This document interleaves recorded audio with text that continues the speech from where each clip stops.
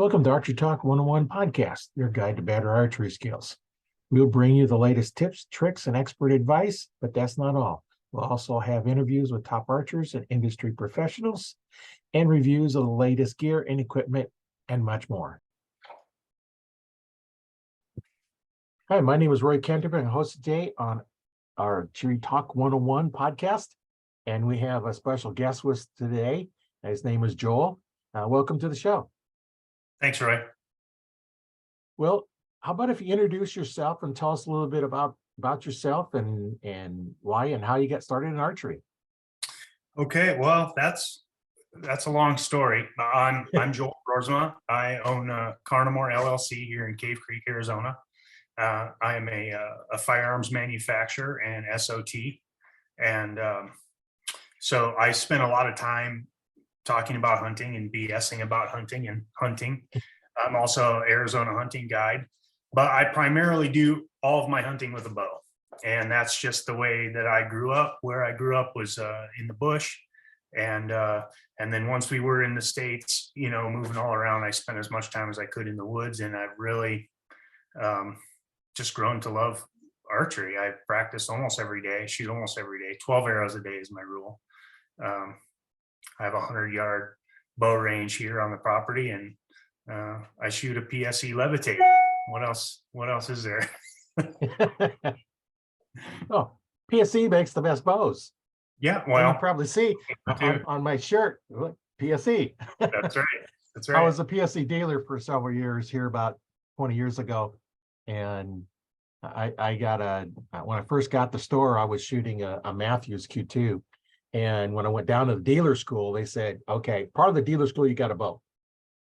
And I flat out told them, I said, I'm shooting the Matthews Q2. Which one should I be shooting that's as good or better? And I got the Carrera. It's a 2001 Carrera. And it was rated 320 feet per second. That was back then. Now, you never get your rated speed out of them. I do shoot 70 inches, but I don't, 70 pounds, but I don't shoot 30 inches. And I don't shoot, the 350 grain arrow with only a knock point, and so you don't really get it. But I'm still getting, pretty good speed out of it, but 260s, 280s, somewhere in there. I don't remember because it's been so long ago. Yeah, that's my hunting bow. Oh, that's great. Yeah, I just upgraded to the levitate, but I've been shooting the DNA since 2012. I think the original Dream Season DNA came out. Before that, it was Bow Madness, and I think the first PSE I had was a Thunderflight, maybe, or something like that. Yeah, but, that was one of the earlier ones. Yeah, and before that it was wood Dartons. When I went to compound bows, it was first the wood riser Darton compounds. Those are the ones we could buy used at the shop easy enough. Yeah. Back then a bow was $35, and you had to save up for a while to get it. But yeah, but yeah, I love it. I love doing all the 3D archery shoots in the summer, and try to get as many people into archery as I can. It is way more frustrating to hunt that way, but it's way more rewarding too. So yeah, it can be frustrating when they come out and they're walking down the trail and almost the opening, and they stop. And they just stand there, and then they run 3 or 4 feet and then stop and start walking again. They're like, that was my only shot, and they run through it and then keep walking. Yeah, they seem to be able to figure that out every time, even without knowing you're there. You can't, they're way better at the game than we are. And you got to be out here in Arizona. You got to be as good as a mountain lion if you're going to stick them with a sharp stick. So right. It's been a real challenge. I moved here from Michigan, and there I thought bow hunting was hard. Out here is a completely different challenge. You have to rethink the game, relearn animals. It took me a long time to stick a mule deer out here. So yeah, it's like here in Nebraska, out west you have the mule deer, and then over in the east part we have the whitetails, and you have to hunt them completely different. Yeah, the whitetails, you can get pretty much, sometimes you can set your watch by their timing. There's times I've been out there and it's like, okay, it's noon. Yep, sure enough, they're coming down the trail. Next time out there, yep, sure enough, noon, come down the trail. I think I'm gonna move next to that trail. And then they change. Then they come through a different time. You know, They'll do it. It's pretty weird. Whitetail will do that. So mule deer, they're a little bit different animal, but a lot of people tell me it's real easy to hunt a mule deer. I imagine with a rifle it is. I have not yet got to shoot a deer with a rifle in my life. I've shot 62 deer in my life, all with a bow. When I do shoot one with a rifle, I suppose it would be pretty easy because getting within that 80 yards of a mule deer, that's the hard part. You know, you can get to 200 yards from them all day and they let you, you know, but that's just not bow range. And with a rifle, I can see how that would be a lot easier, but with a bow, you just got to get there, you know.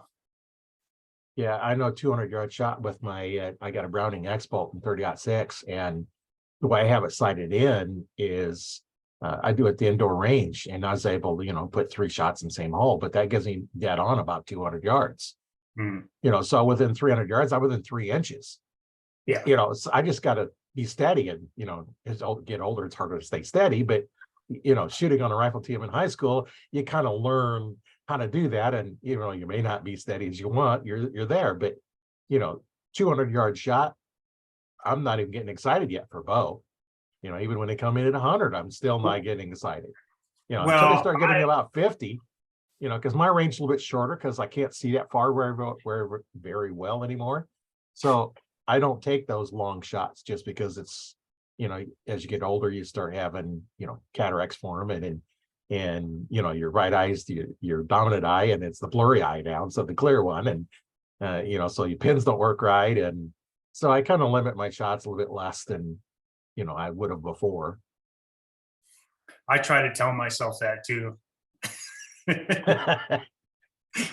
This past January, the mule deer buck I was hunting, I followed for 4 days. I've got 3 years worth of footage of him.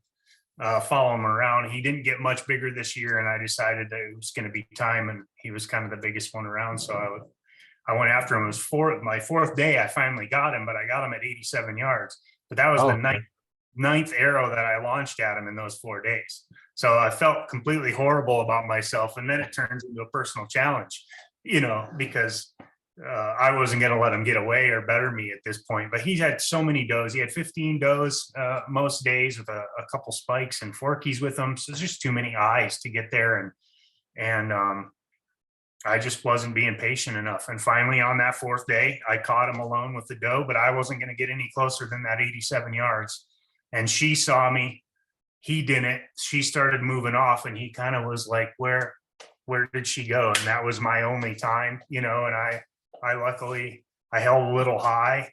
My string was slowing down a little bit, but I got him. So it worked out, you know, but yeah.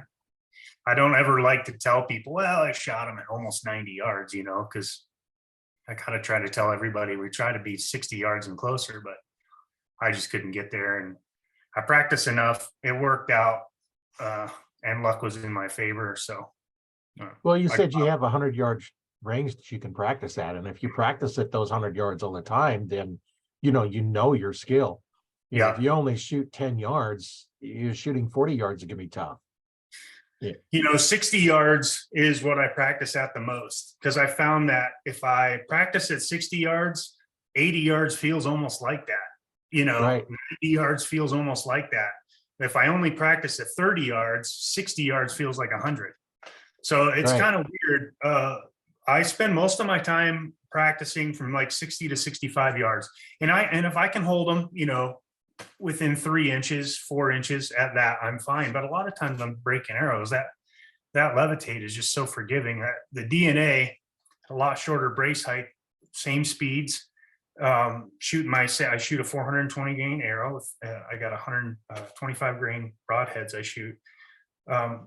Almost identical specs to the levitate. It's a little bit shorter, about the same weight, but way less forgiving.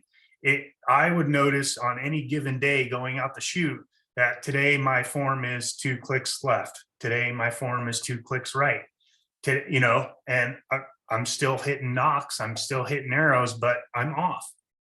And that levitate doesn't seem to do that to me. It's not really, really form picky like that DNA was. And maybe shooting the DNA made me way better. because I had to focus on that stuff all the time, because at Right. 100 yards, I mean, your tiny little mistake back here shows like this, you know, Oh, yeah. and maybe it made me way better, but that levitate, I'm in love with that bow. So I'm currently getting a new string right now for it, and kind of finished up some color on it. I'm a Duracoat nut, so it'll look cool this year. Yeah. Well, they make such good bows, PSE, and all the major manufacturers make good bows. It's Yeah, they do. my other bow is a 2003 Scorpion. Oh yeah. The one I have is the 2-cam version, and then they also have a single cam version. Or no, mine's the single cam, and they have a 2-cam version to come out the next year, and then they drop the bow line. Like, so I looked up the specs, and it's like, okay, wait a minute, this isn't the right ones. I don't have this. Mine's different configuration. I have the string and the cable and the control cable. And so I called, I sent them out and said, okay, here's my serial number. And it's okay, here's the links, because I only had 2 of the 3 links on my sticker on my bow. Like, okay, what's the third one? So when I'm making a new string, I need to know how that long I need to be. And nice when you make your own strings, you can make whatever color combination you want.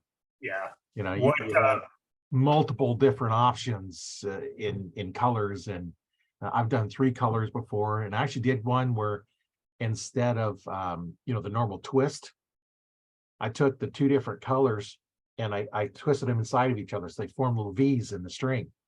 I did that on one bow, and then I did one, not the bow I have on her now, the one I had before that finally broke after many years of using it and sitting there in the case over the winter time.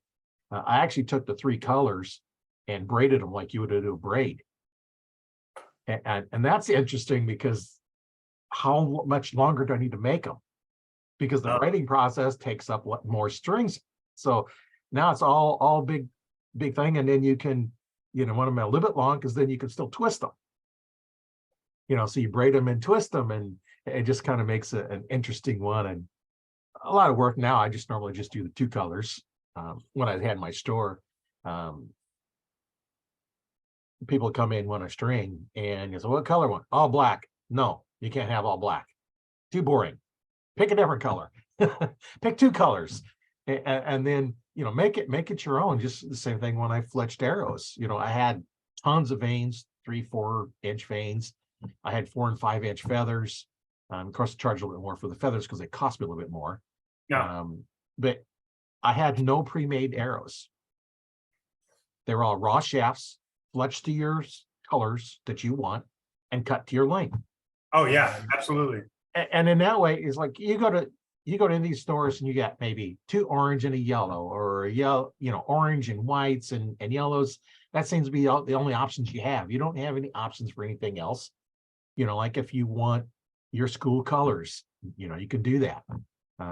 If you want your favorite color, use that. And then I'd put wraps on some arrows, for hunting arrows. I took the reflective wraps and put them below my fletching, because as I change fletching, I don't want to cut through the wrap, because now you got to either put it back in the exact same spot. And so I just put them down below. I did one set of orange wraps with orange and red feathers, or veins on it. Oh, that was feathered. And so those just kind of just stood out, this big old bright orange thing at the end of your shaft. And as long as it's not, reflective, or deer don't see color, so they can't tell. Yeah. And same thing with, solid black shafts as opposed to the camo shafts, which when we had aluminum, there's a lot of them in camo. Well, as long as it's not reflecting light, deer can't tell if you have camo. And I always figured, if the deer know that I don't have camo arrows, I'm already in trouble. Right. So it doesn't matter. And now, with the carbons nowadays, they're so much better than they was when they first come out. Oh, I went through, in the 60s, with wood arrows, and you had your option of either wood or fiberglass, recurve, or compounds, or longbows. It wasn't until the 70s when the compounds first come out. And the first compound I shot was one of those whitetail twos. My brother had that, and I shot that for a while, and then I finally got my own. And Oh, idler wheel was about that big. oh yeah, yeah, little bitty ones, and like the old Novas after the one that you had, the first one you had though, was the Fireflight. Yeah, I think it was the Thunder Flight. Or Thunderflight, yeah. Yeah. And they come out with the Nova series, which had the steel cables. Yeah. And then the wheels. And when I was down at the dealer school, they taught us how to make those steel cables. And I've made a few of them. But you come in, somebody has a broken steel cable. This for all the new people listening is like, if you have a bow with a steel cable, that steel cable breaks, just hang it on a wall, because you're not going to get it fixed. Number one, you have to find the right steel cable that's the style that you have. And last I heard, like 5-6 years ago, they were $100 a piece when you could find them. So now you got $200 to do it. I'm going to charge you at least $100 in case I mess one up, plus another $200. So I'm going to charge you probably $500 to replace those cables, because they have to make 2 of them, and they have to be exactly the same. It's not like the ones now that you can just twist them. If they're a little bit off, you can twist them. You can't twist a steel cable. There's no twisting it at all. Best, you might get a half a twist in them, as you hook them up one way or the other, but that's it. And, if you have an old steel cable, you're not gonna get them replaced. Oh, well. and converting it to the other style, probably not gonna work very well. Yeah, time to get a new bow at that point. Yeah. If they're that old, get a new bow. You go to the pawn shop and get a used one. The technology is so good now on bows that a lot of people ask me, well, where should I go to get a bow? I said, go whoever sells them on consignment. Your first bow doesn't have to be a brand new, latest, whatever technology bow. You don't know if you like this yet. Go buy yourself a used bow, have that pro shop set it up for you, show you how to shoot it, and next year you're going to know what you want in a bow, and then you can go that direction. But the technology is so good that it doesn't get that much better every year anymore, where we used to see these great big gains in archery. We're, like you say, we're still shooting 320, 340 IBOs is our 352 or whatever the levitate is supposed to be. Like you say, you got to shoot the lightest possible arrow you can, 30 inches, 70 pounds, to even come close to that, but that just lets us know, what the range of everything is. But we haven't made that big jump in technology. We don't have compared to rifles, we don't have Magnum loads, right? But you know what I mean? So your bow shoots what it shoots, and all these major manufacturers come out with really cool new things every year. But really what we're getting is quieter, better holding, more let off, lighter. These are the cool technology things, the advances that we're getting in archery. We're not necessarily getting that much faster anymore. It seems like to get a 400 feet per second bow is in without pulling 90 pounds or being 8 foot tall is almost impossible. So if you want those kind of speeds, go to crossbow. Well, yeah. And even those, a crossbow, I know there's a lot of guys that like them and use them. And here in Arizona, you can use them. You have to be handicapped to use a crossbow here. But I don't see any advances or advantages to a crossbow, other than you don't have to practice a lot. It's a lot more like a rifle, but try to get a second shot is impossible. And they're not as accurate as I expect them to be. I've seen quite a few people shoot them at, longer ranges, and they're, I don't know if it's because the bolts are shorter or what's going on there, but they're not as accurate as a compound bow when I shoot up against them. So it's still a no-go for me, I guess, until I lose a limb, and I'll have to. Well, and you don't have to have an arm to shoot a bow, compound bow. It's true. I've seen people do it with their feet on Facebook. Yeah. Well, actually, Matt Stutzman, I actually met him here in Nebraska here this last summer, and he was born with no arms, and he's excellent shot. He'd probably outshoot me. Yeah, that is amazing. It's a whole other level than, Right. than what I can even call myself as far as an archer. But Well, and that's I've seen that's some really have, fun. yeah, I've seen some have, like the chew tabs, you bite down on it and draw out and then let go of it. And there's other ones that have little releases you can hook onto it and then use your mouth, you draw something, mechanical release. You can't draw a lot of weight, if you're using your teeth to bite on a tab, where you can hook it, where it straps onto you, and you're still shooting. And like I say pretty much just about every episode, what is archery? A stick with a string flinging another stick. Yeah, yeah. That's archery. And prove me wrong. They prove that as an archery. Hey, some of my favorite bows I made when I was little. We would cut the wood down from a sapling, and then you'd take all the bark off, and we would let it dry for like 3 days up on the roof. And then I had all this kite string, that red kind of waxy kite string from the 70s. Yeah. And that's what I used for bowstring for years and years and years. I'd wear it out, break it, and put another string on there.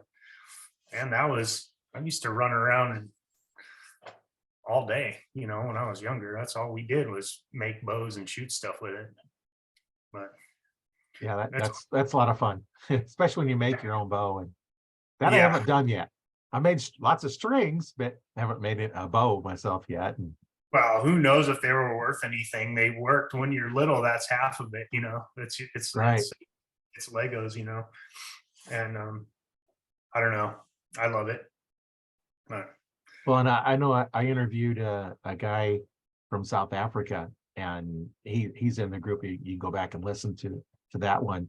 But he started out, wanted a bow, couldn't afford one, made his own bow and string, and then I forget whether his mom or sister or aunt or somebody gave him an arrow. So he had one arrow for the longest time.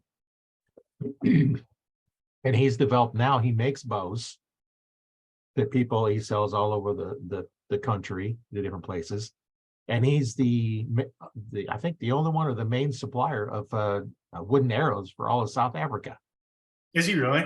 Yeah. That's awesome. So anybody listen, you have to go back and listen to that interview. That was an amazing story. And there's just so many things. That's why I like doing this, because I get to talk to people all over the world, from Serbia, like South Africa, of course, United States, Canada, Spain, all kind of different places. And, I like to talk to us. If you can speak English or we can work it out, hey, you're fair game. If you're an archer or like archery, want to learn archery, you're right for this podcast as well as the group, because that's what we're doing. And, not really to plug the group, but yeah, I'm going to plug the group. In the Arch Talk 101 Facebook group, we don't allow you to post any links because I want it all pure content for archers. If you are having a problem with your form, you're not sure what's going on, upload a video of you shooting, and somebody's going to take a look at it. Somebody with an experience, like myself. I've been an archery instructor since '95, and there's other instructors in there, and then there's new instructors with new techniques. And I'm kind of more of an old school. I was in martial arts for many years and then become an archery instructor. So I kind of merged the two together in the way I teach. But, when you go in, like if you were taught anybody, this is how I do it. Now, how can we make it work for you? What do we have to change? And that's the whole thing, is it's all about making you a better shot. Yeah. And, I know my way of teaching works pretty good because I've helped a lot of people make better shots, get tighter groups. And, my goal is teaching is to make you a better shot than I am. So if you can get out there and outshoot me, I did my job, because I taught you everything I know and you took it and went a little bit further with it. So now then you can teach somebody else to be better than you. And next thing you know, we just kind of snowball into, everybody's getting better. Yeah. Yeah. Well, archery does that for you anyway. I can take an archery hunter and make him a really good rifle hunter, but I can't take a rifle hunter and make him a really good archery hunter. Right. And that's the difference. archery just in itself, as far as marksmanship, you have to develop so many things, and it's a lot more like golfing, right? Your form, practice, repetition, muscle memory all comes into that. It also does in firearms the same way, but it's a lot easier to be consistent with a firearm than it is a bow, you know, and that's why people prefer firearm. You can be less consistent, you don't have to practice, you can be a lot farther away. So to me, that's somebody who's willing to sling a sharp stick is already in that mindset of I'm going to be the best I can at this, you know. And I can take somebody who shoots his bow every day and I put them on a gun and they can shoot already. But you can't Right. take somebody that goes to the range, you know, a few times a year and shoots their rifle and put them on a bow and have them hit anything. You know, it's a whole different game. But it's funny how one leads into the other, but the other doesn't necessarily lead into one. Yeah. It's kind of a Yeah. fun, Kind of a one-way door. yeah. You know, Well, I it's saw hard one to of do my that. favorite bumper stickers I've ever seen, and I'm still mad at myself for not buying it. It said archery. It looked like a dictionary definition of a word, right? It says archery. It says taking something that's almost impossible and making it way harder.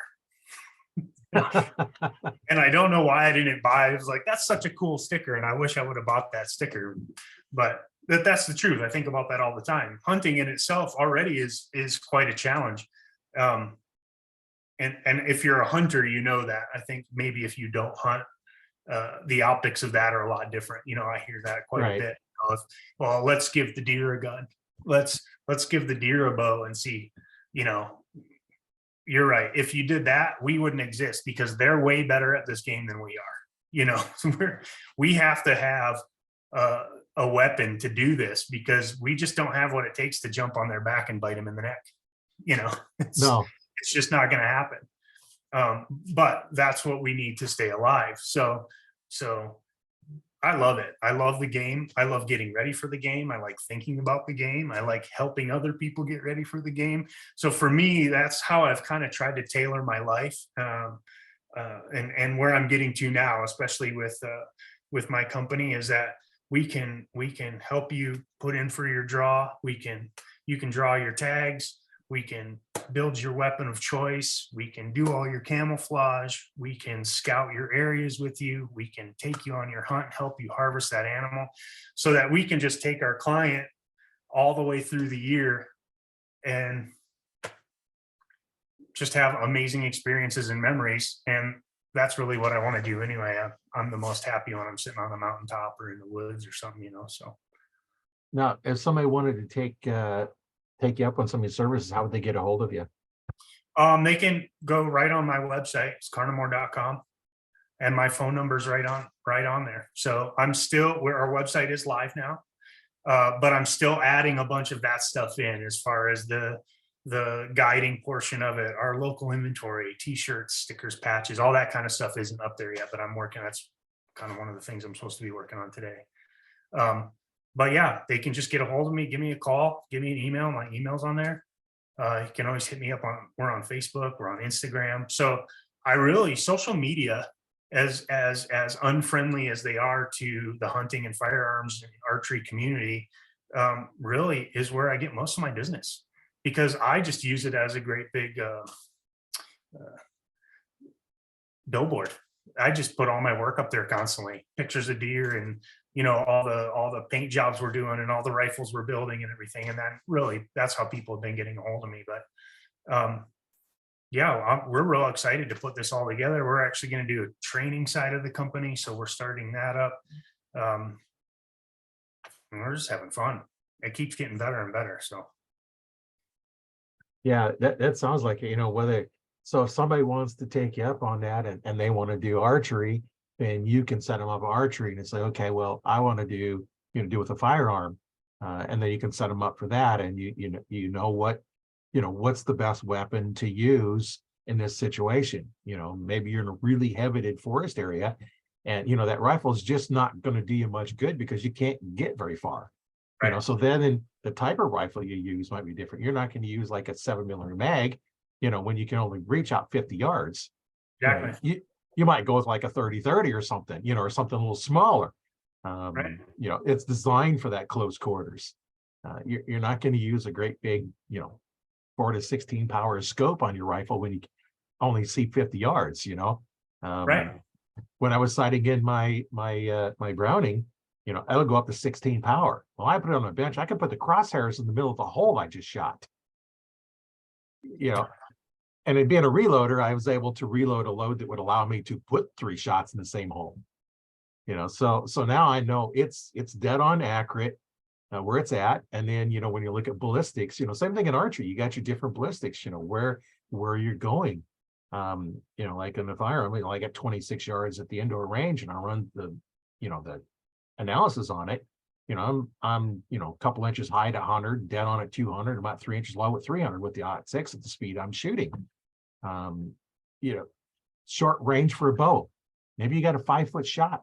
What pin do you use? You're sure not going to use your 20-yard pin. You just shot way under it. Yeah.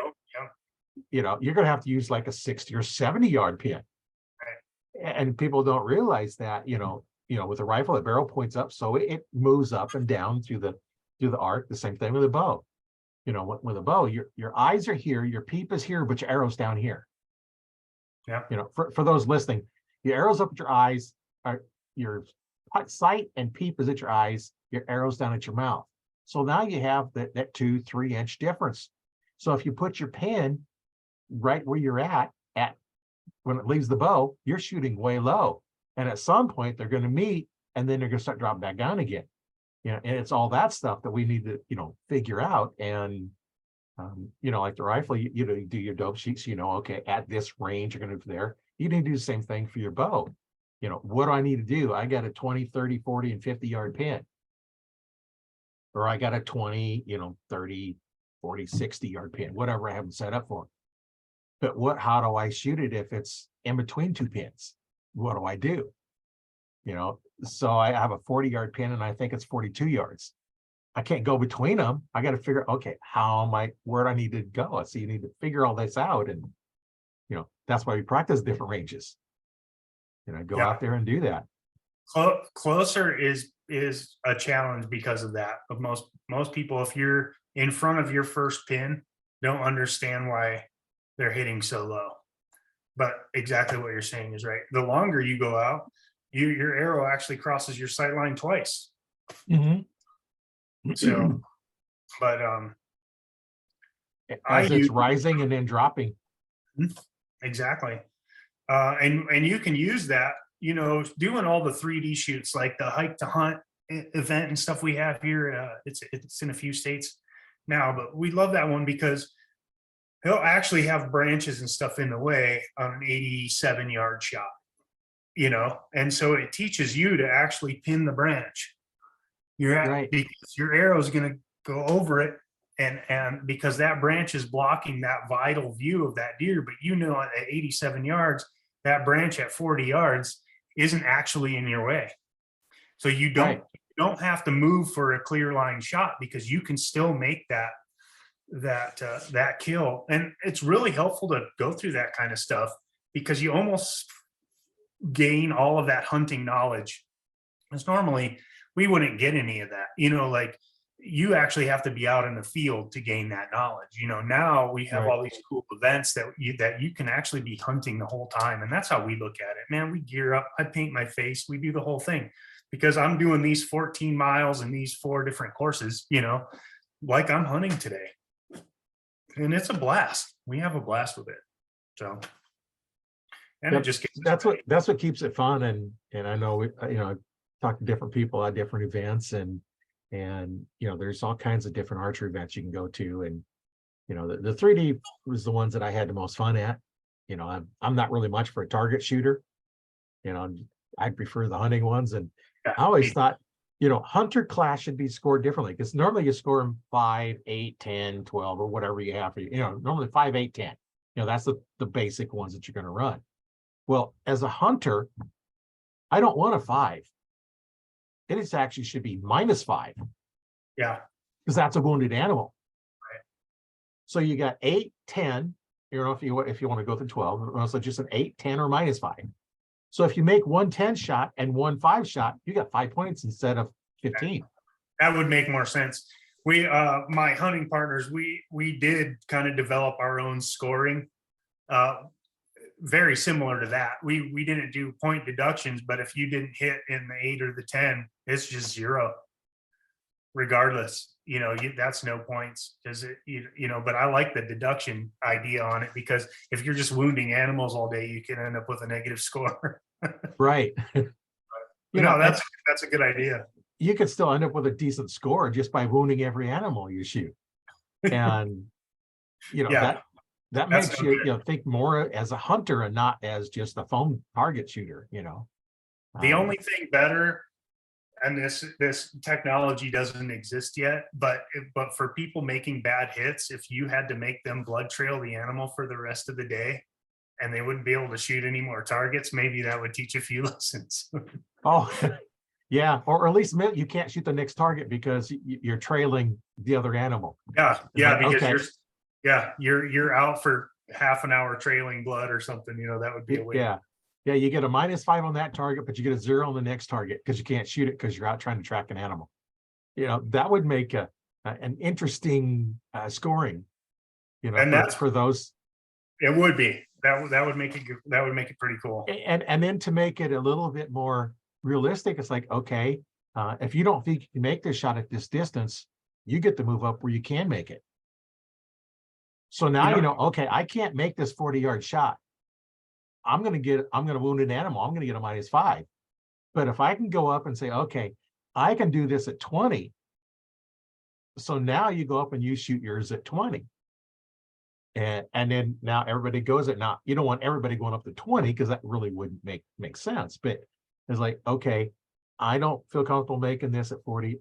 I'm going to make it at 20.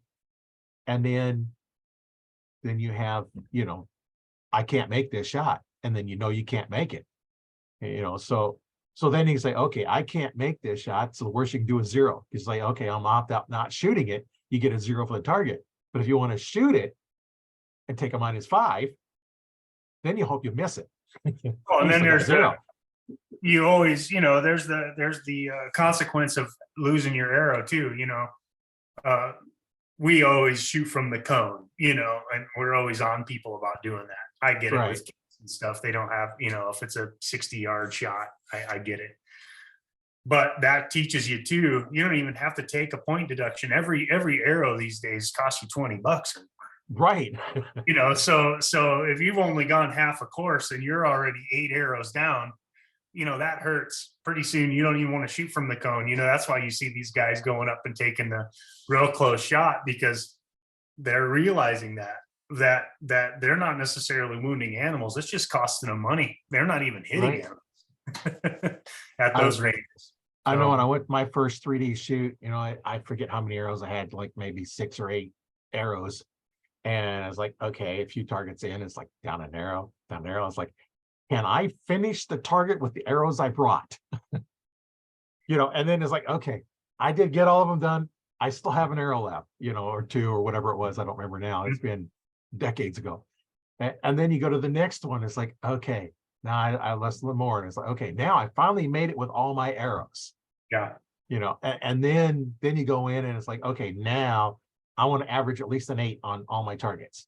Not that means an average of an 8 means that you've made a decent kill. So for every one that you get really good, you got to get a couple of good ones if you have one bad one, because you're down 3 points. So now that means you've got to get some 10s to make up for that. You need to get a couple of 10s to keep your average up.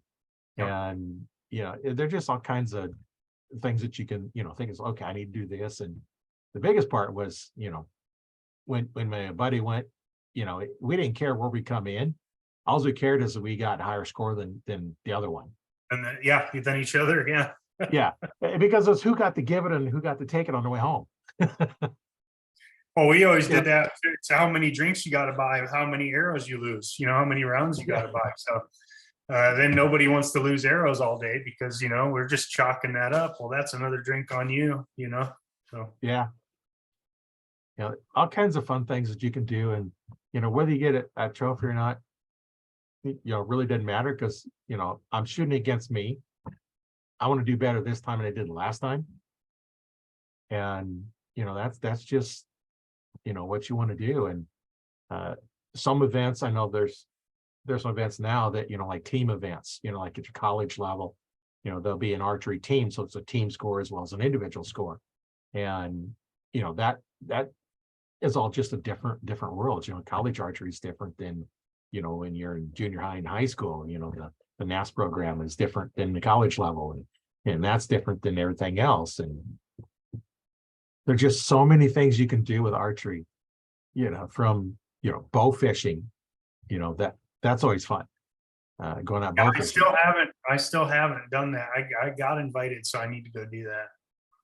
It's different. I use a recurve for that just because the way you shoot, I look at the target, draw back. I don't look at arrows. I don't do the string walking, which, I'm still kind of figuring that one out, but I draw back, look at the target and shoot.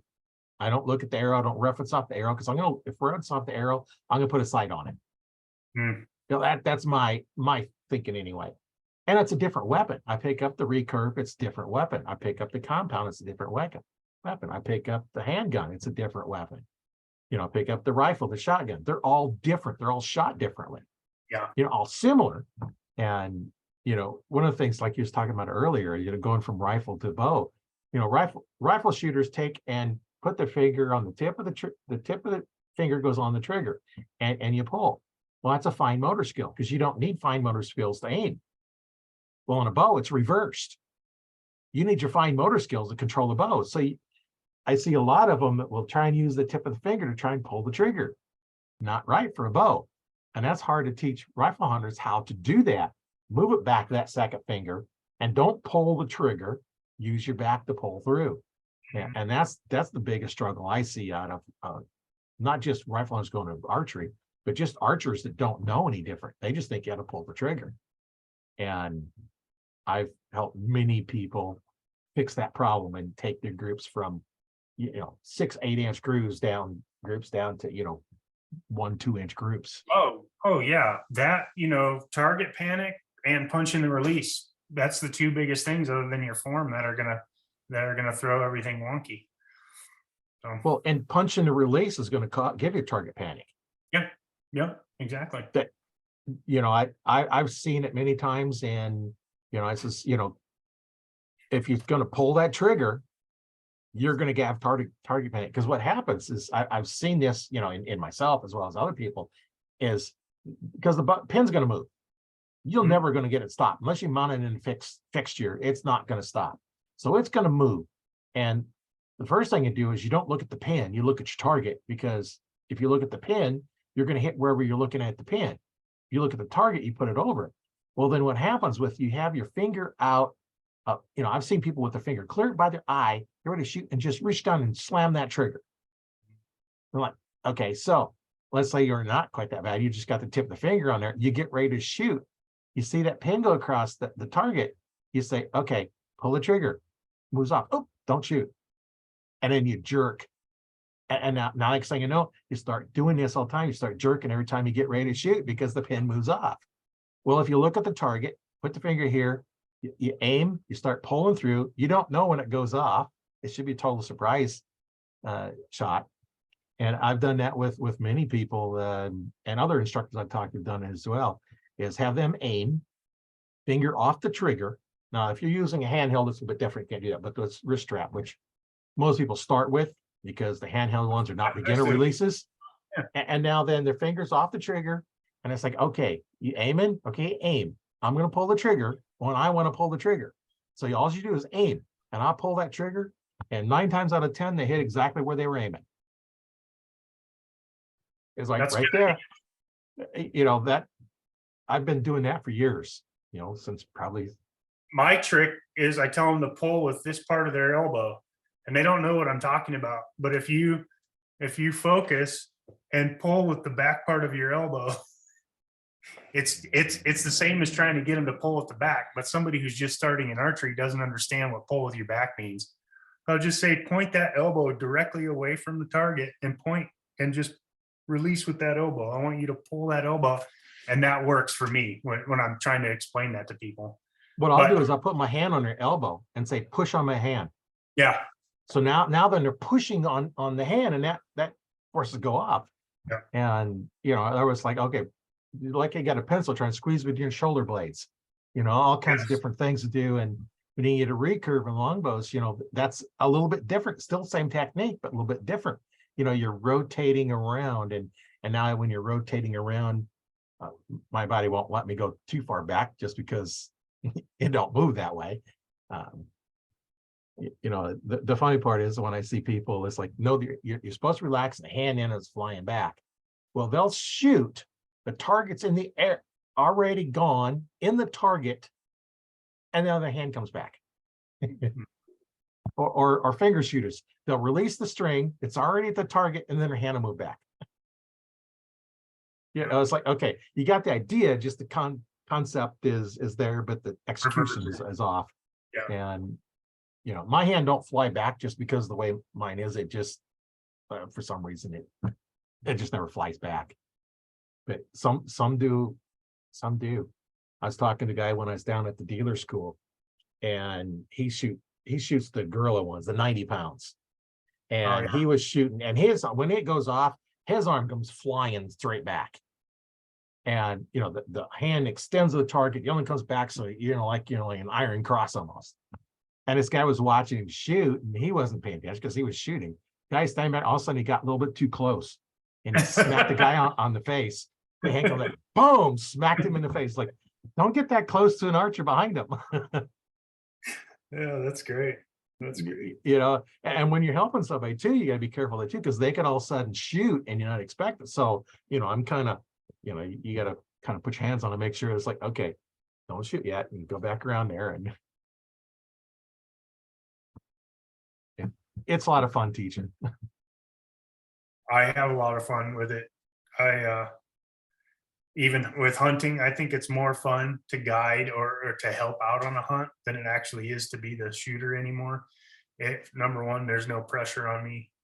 I can just completely go with my gut and tell you what to do. Whereas when I got my bow, I second guess myself all the time, and I don't do that when I'm helping other people for some reason. It's, is that the right decision? Should I really be doing that? If I'm out there helping you hunt, I'm telling you, no, get over that ridge. No, go now. Go. Go get there, which is really what I should be listening to myself all the time. But I feel so good. We don't even have to get an animal on the ground. If an arrow gets knocked today, I feel like I won, because it's just hard out here. Right. Hard out here to get that. So we've been super fortunate. The animals that we have here in Arizona are just amazing. We've got 10 big game species, and we have amazing herds, elk, and our mule deer are amazing. Coos whitetail. We have so many turkeys, and the Coos whitetail, that's the best tasting. I don't know if you've hunted them. I'm sure you probably have. But not the coos, the whitetail, but not the coos. The gray ghost is what they call them, and they are such a challenge to get. But they are the best tasting deer I've ever had in my life. Which it figures that God made them the smallest. It's like, right. Mule deer, they taste sagey and maybe the worst venison, still by far better than anything you can go get in the store. But right. but then we have the reverse on the other side. We have the best tasting ones here too. So it's just amazing. Unfortunately, we don't have big enough herds that we can hunt more than one deer a year, but we do here in this state, archery, we can get over the counter tags. So that really helps. And no matter what, I'm hunting deer, a month and a half every year with a bow in my hand. So I love that, because moving here from Michigan, at first I was quite frustrated with the draw process and having to draw a tag for species and whatnot. Now I'm used to it. I actually like it. I kind of plan my year by it and help other people do the same. We have a hunting group, a carnivore hunting group. And so we all put in for hunts, and then no matter what, we're going hunting. Whoever draws a tag, we're going to be there helping out, so it goes pretty good. Fills the freezers and lets us explore the great state of Arizona. I will be going up to Montana this year for a cow elk hunt. So that'll be fun to go hunt elk out of state. But yeah, I can't wait to, it's funny. I can go 3 or 4 days without shooting my bow, and I start feeling a little bit guilty. Oh man, I should be out there. I should go shoot my bow. I bring it in to get a new string, and my bow's down for a couple days, and it's like I can't take it. Just the fact that my bow's not hanging in the shop waiting for me to take it down and go shoot. I like if I can't go out and shoot my target right now for some reason, that's super frustrating to me. But I'm gonna try the gas ghost string this time. They seem pretty cool, and I haven't shot with one of those yet, so we'll see if it keeps its speed. But I don't know how much we're really supposed to shoot a bowstring. I have a feeling I shoot it way over what you're supposed to shoot a string, but I end up replacing them every 2 years. I probably should replace them every year, but I shoot a lot. So that new, they were showing me down at the shop, Arizona Archery Club, that those gas strings look pretty sweet. They're already pretty slick, don't require a lot of wax, so I'm going to give that a shot. See if I like them this year. Yeah, I know it kind of depends on whether or not you wax your string. I've seen bows. It's like within 3 months, their bow string is got fibers all over it. It's just all worn out. And it's like, you wax it? No. I'm like, well, you need to. And I tell guys, like, your string's going to last you a while if you wax it. If you don't, you're going to be back in 6 months when need a new string. And I told this guy one time, it's like, here it is. And he had the string wax, bought the string wax and left it on the counter. So he come back, he's like, did you forget something? I said, you're good. I tell him, it's like, you're going to lose it before you use it all up. So don't worry about using it. Use it. And it's some of those, like the Scorpion stuff, they got that little leather piece in there. I tell them, take that, throw it away. Don't use it.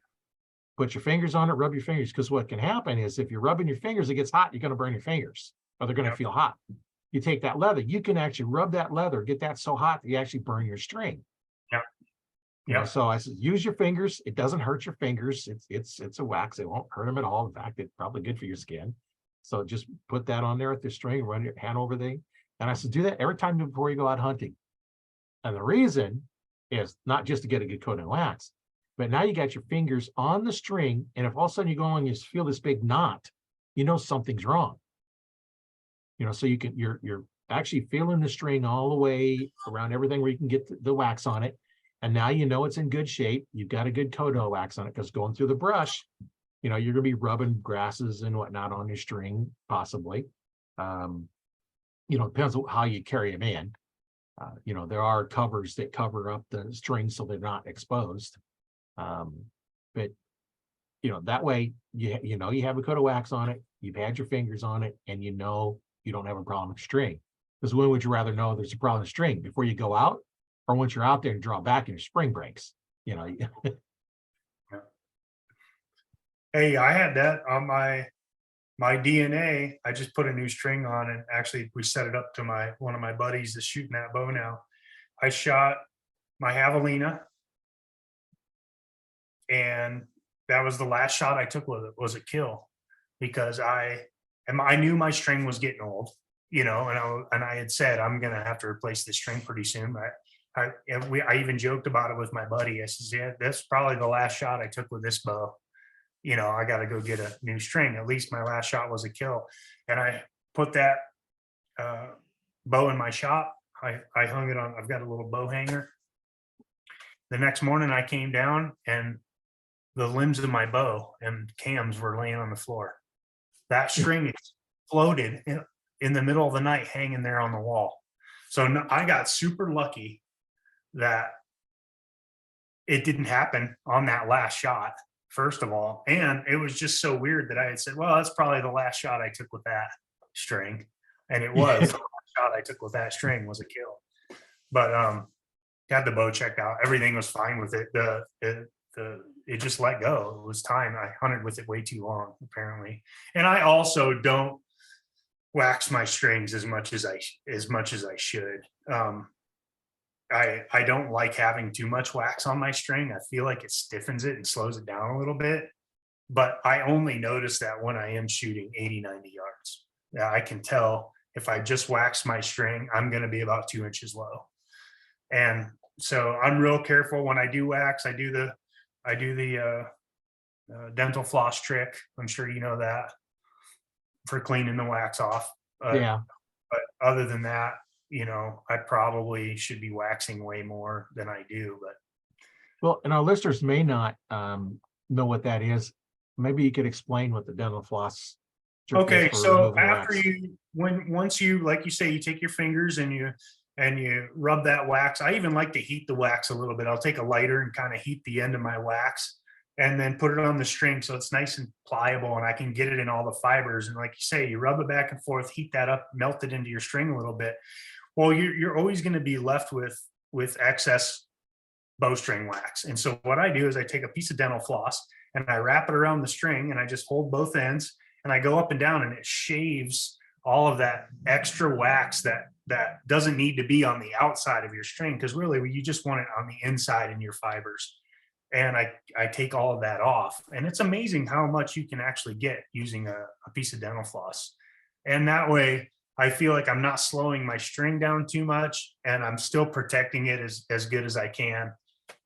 And so that's what I do, because I used to just put it on there and then I would have globs of wax, it seemed like, that were on my string all the time. So and that was before the little speed knocks and stuff. Maybe it was actually making my bow faster, I don't know. But yeah, I use the dental floss and it cleans it right off real well. I suppose other fishing line probably would do the same thing, but I just use dental floss, keep it in the shop. So Well, and it can be used for other things too, if you need to put a little extra spacing. Yeah, clean your teeth. Yeah, when you eat that piece of meat and it sticks in your teeth, you need the dental floss to kind of dual purpose. But yeah, one of the things that affect the speed, like we've alluded to, is the weight of the string.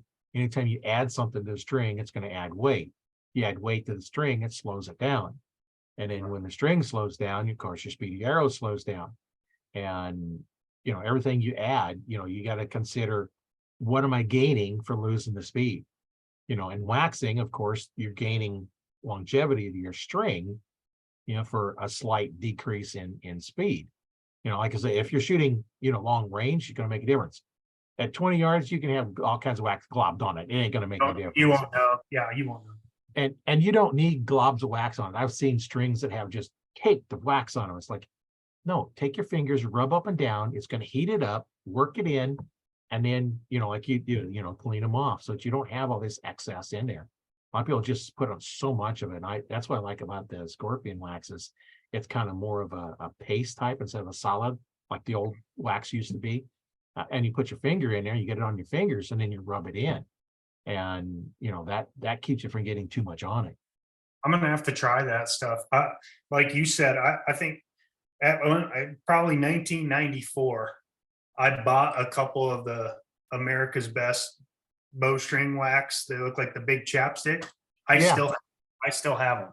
I mean, they're both probably still half or more. I got 3 or 4 of those around, and I've got some Scorpion, and Scorpion is so much easier to use. I'll have to check that out. And I think it's a little better because it'll actually soaks in a little better than the harder wax. You could even just use some beeswax. Yeah. It's a wax, it's lubricant, and that's what they used to use on the old strings, is beeswax. I've even used deodorant. Yeah, as long as there's some chemicals in there that I'd be careful with, but I think you're right, but I have used it in the past. Yeah, it's better than nothing. Actually, I've used chapstick before. Yeah. Because that's basically a wax, paraffin wax. For those that don't know, a toilet bowl ring is beeswax. Yeah, that's true. And I've done that, taken an old deodorant thing and stuff it full of that wax. And I go and put a screw or bolt in, a nail, I'll just stick it in there, and they drive in so much easier when you put them in what some woods are really hard. Oh yeah. Like in our house built in, late 1800s, and the wood 2x4s that have been in here for 100 and some years. Yeah, and it is hard and dense. You can't hardly drive a nail into it, so you almost have to pre-drill it to drive a nail in it, but the waxing helps. And That's what I used to do. Anytime I mount anything, I would take, as I'm putting accessories on and getting all adjusted, and then I'm going to take the screw out. I'm going to put a little wax. I use like a candle wax, or paraffin wax that you use for doing jellies and stuff. And I just rub the bolt across it and stick it in. It gets tighter, and it's easier to put in. And then I don't have trouble with screws coming loose. And then a lot of times you take the screw out, and all of a sudden they break loose and pop, and a little spark. You have a little spark. I learned that trick when I was competitive roller skating. The toe stops, you jump off, it would always keep twisting. And guys said, pull them out, put wax on the bolt, put it back in. Never had a toe stop twist after that. So then I started working on bows. Everybody knows when I'm done putting accessories on, because I'm pulling the bolt out, putting wax on it, and putting it back in. Like, okay, screws and bolts don't come out. Yeah, that's a good trick. That's a good trick. I'm gonna have to do that. And you can do that on a rifle too, on like the scope mounting bolts or anything else. Put a little wax on them and stick them in, and it also helps keep them from rusting. Because you're lubricating them with the wax, and you're going to get them tighter without having to put so much force on them. Yeah. Huh. All those little tricks you learn over the years. Right. That's right. Yeah. The older I get, the more tricks I learn, but the more I forget too. So. Yeah, we all have that problem. And like sometimes, different things that I've been doing for decades, and feel it's like, I forgot how to do more than you will ever know how to do. and sometimes it's bragging, sometimes it's just that's fact. When I've been doing it for decades, and you're only a couple decades old, I forgot more than what you know. Yeah. I'm getting there. My kids, they're grown, now, but they like to remind me that I'm getting old and senile. So. Yeah, and you're not that old. Yeah, I keep telling myself that too, but I like it when you talk to me that way. Well, compared to me, you're just a young kid. Yeah, maybe almost 50. So I'm getting almost 50. Yeah. I'm getting close to 70. I'm 68. Yeah. So 50 is nothing. 50 is nothing. I'm just a kid. Yeah. No, I love it. That's one thing. I actually get more patient as I get older. So it's really worked out with bow hunting, because when I was younger, I blew so many shots and so many stocks because I just wanted to get it done. And the older I get, I think maybe that experience also goes into it, but also I'm just slowing down. I end up being way more successful with my bow when I hunt, because I have to slow down. And maybe that's another rule or a lesson that I'm always trying to teach to these younger guys when they're picking up a bow and we're going hunting and they want me to show them how to bow hunt, is that it's okay to just slow down. There is a time where you're going to have to act and move really fast, but on the whole, we're not going to jog into this hunt. We're not going to blow this. And that has made me way better, is just slowing down, but it's the ultimate challenge. I love it so much that I can't wait to ever do it. So I think about it every day. I shoot my bow. I go to sleep thinking about hunting. I wake up thinking about hunting. So I've got it bad. Yeah. Well, I know I had a story I was either listened to or heard, read about. I forget who it was now. It's been a long time ago now, but he was an old guy, and he says, I don't move very fast, so I move slow through the forest, and what's a squirrel do in the forest? A few steps, stop, a few steps, stop. So he'd take a few steps and stop. And he says, I don't see very well, so I have to look a lot. So he takes a few steps, stops, looks around, he'll look left, right, and just look around, then take a few more steps. And he says, doing that, he's walked up on deer way closer than what you ever thought you would have, because they turn around and look, they're going to see something. If you're not silhouetted, like like the guy here, he's kind of silhouetted, but it makes a cool looking picture. Yeah. For those listening, there's a sky on the background and ground. The ground's all black, and then the archer, full draw on a compound with a deer in his sights, and he's standing at the top of the hill. And That's a sometimes nice sometimes I forget that, some people can only listen, so I have to describe stuff once in a while. But when you get silhouette like that, and I had the same thing when I setting up a tree stand. I said that, and it's like, why that deer also look up? And I get on the ground, it's like, oh, because I'm sticking out like a sore thumb right on the middle of it. It just this big thing in the way. And so then I think about that when I'm setting up the tree stand, so that when they look up, they're seeing me and the tree behind me. Where Yeah.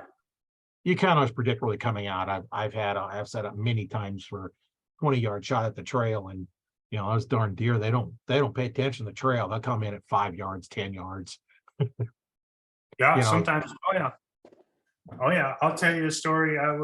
We were turkey hunting on the north rim of the Grand Canyon, and I had got my turkey the day before, and so my two buddies also had a tag, and we were going to go hit this frozen water hole, because we noticed that what happened is the cattle comes in and breaks up the water or the ice on the water in the morning, and these turkeys wait for that. They actually wait. They can hear the cows and the breaking ice. The cows move off, and the turkeys all come down to get a drink. So Oh, we sat up to ambush them.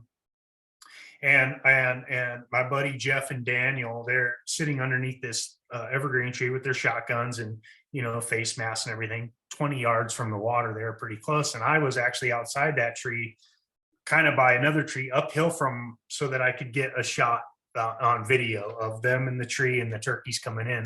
And I had my ghillie suit on, and I'm like, hey, this is going to be really cool, guys. Which I did. I got both of the. They doubled on turkeys that morning. I got it all on video, which was great. But didn't hear anything. We had seen some deer come into the water, and of course the cows came in and whatnot. And all of a sudden, I felt something pull on my ghillie suit on my left shoulder, and I turned to look, and it was a buck, a mule deer buck.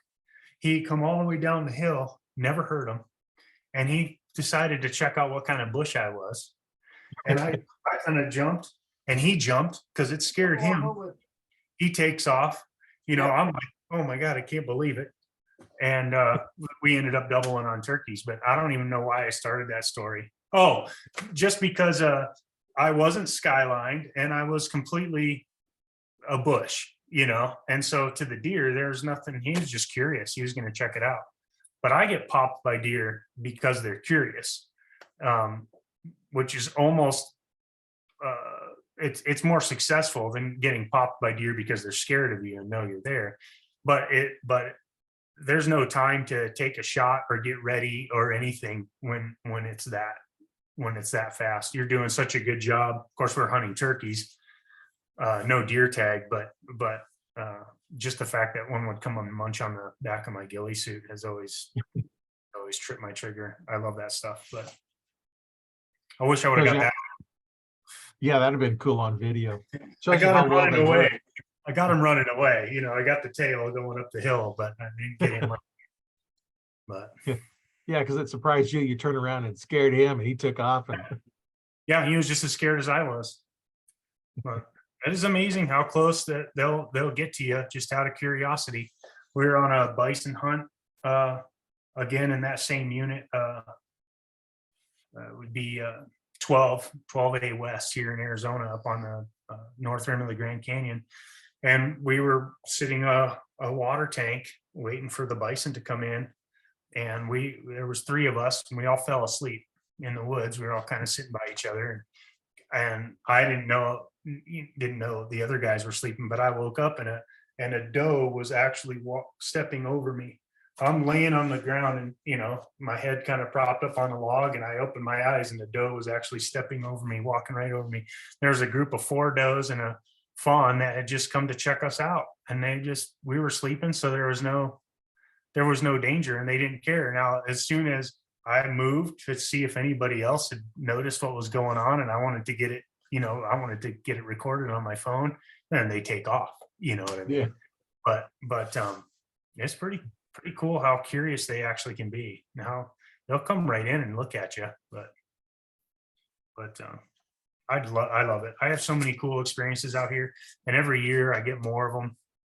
You know, there's stories and memories that people come to me with now that I forgot about already.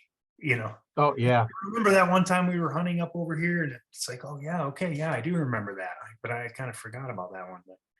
But I love it. I've got my soon-to-be stepson uh, now just finished his hunter's ed here in Arizona, and we went to the field day, and he learned how to shoot and whatnot, and uh, getting him a bow, restringing the bow, and so pretty soon he's going to start learning how to shoot. He's 13, and so that's also going to open up to a lot of like youth hunting opportunities. So that's going to be awesome because I'll get to take him to a bunch of really cool stuff, and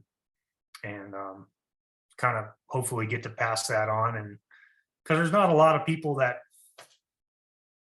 get into it anymore, you know, and when they do, like I was saying earlier, I tell them go buy a used bow first and give it a shot, because especially out here in Arizona, you have to draw for your opportunity to go hunt something. Well, that fire goes out in people, Right. especially when they're new to the sport and just getting into it. You know, if you don't draw a tag pretty soon, if you don't actually get out in the field, then that goes away. Then your mountain bike starts looking a lot better, and you know, you're gonna spend money on the bowling league or whatever you're into. But that fire goes out. So I think it's real important to get that fire lit early and get people in the woods early. And I like all the youth hunting opportunities we have here, because it gets people out. By the time, you know, these kids become adults, they already have you know, a lot of hunting experience under their belt. That's how it was when I grew up. We hunted all the time. I mean, it was all the time, you know. So now a lot of people don't do that, and it's kind of looked at as more of a sport, which I'm fine with. I like it. I like the challenge of it. So, but I really appreciate you having me on here and just chewing the fat with me for a little bit. Yeah. Yeah, that's what's so fun, all the different stories and everything is going on, and you know, get them out in the field. You know, they'll go on the Wii and play archer on the Wii, but they want to shoot a real bow. You know, get them out starting out there shooting a real bow, and it's completely different. You know, and it's a lot of fun doing that, and well, and then, you know, just got to get them started. You get them face to face with a 20-inch black bear like that, you know. Now that adrenaline has them hooked for life. You know, not only are you right next to them, but you're going to try to shoot them with a sharp stick, and now you're hooked. I mean, there's Right.